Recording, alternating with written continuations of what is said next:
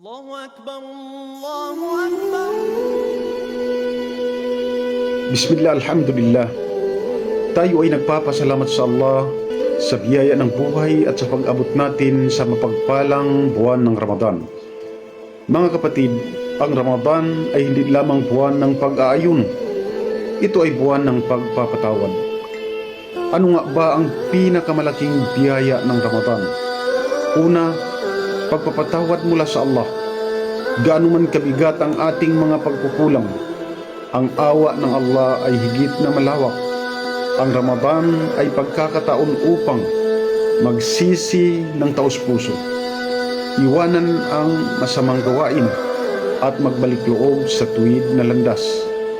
Pangalawa, pagpapatawad sa kapwa. Kung nais nating patawarin tayo ng Allah, matuto rin tayong magpatawad sa kapwa. Ang Ramadan ay panahon ng pagkakasundo, hindi ng galit, panahon ng paghilom, hindi ng paghihiganti. Mga kapatid, huwag nating hayaang lumipas ang Ramadan na dala pa rin natin ang bigat ng kasalanan at galit sa puso. Naway gawin tayo ng Allah na kabilang sa mga pinalaya mula sa apoy at tinanggap ang kanilang pag-ayuno at mga panalangin. Syukran.